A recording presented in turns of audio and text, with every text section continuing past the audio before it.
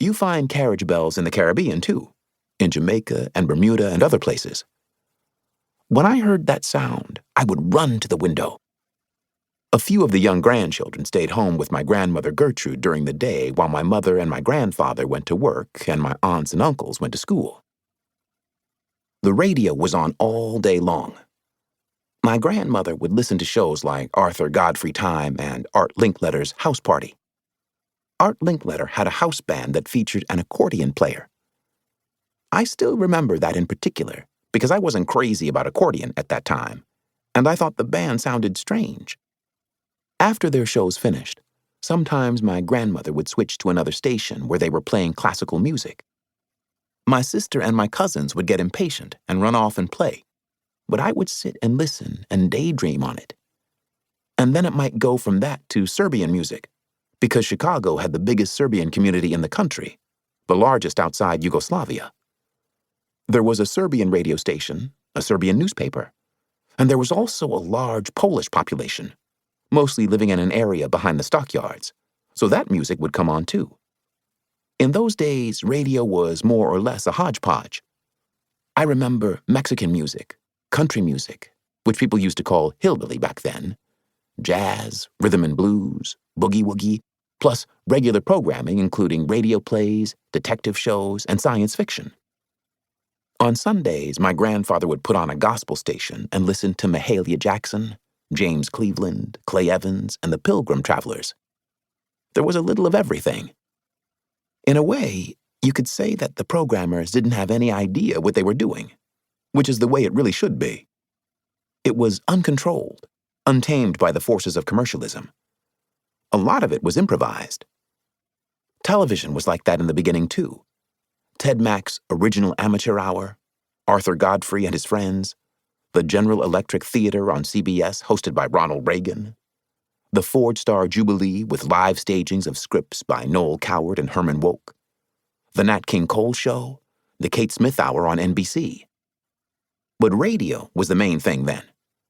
The same way kids sit for hours in front of the television or the computer now, back then we would sit in front of the radio and skip from station to station. And it was amazing the amount of music there was.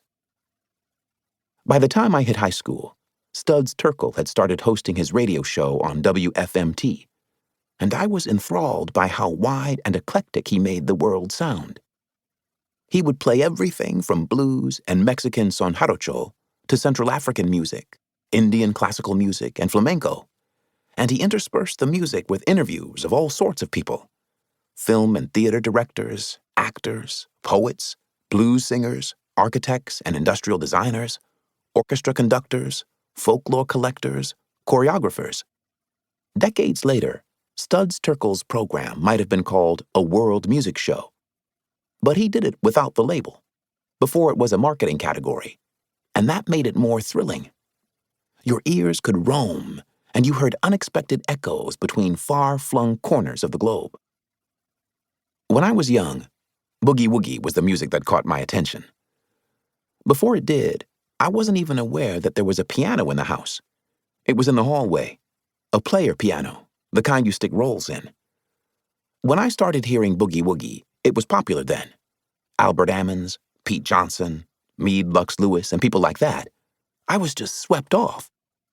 I was determined to learn how to play it myself. And when I was in elementary school, I started pecking at the piano. I didn't take formal lessons, but I was able to figure out some things by ear.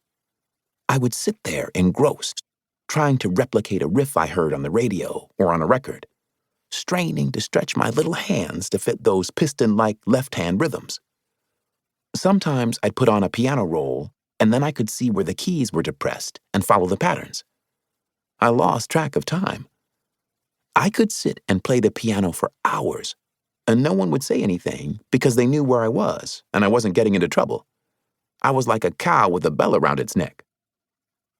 On Sundays, generally we would go to my grandmother Gertrude's church, the Church of God in Christ, which was a holiness Pentecostal denomination, or what people called a sanctified church, on Indiana Avenue around 32nd Street. There was a famous minister there, Reverend Charles, and they would always have these assistant ministers and visiting preachers.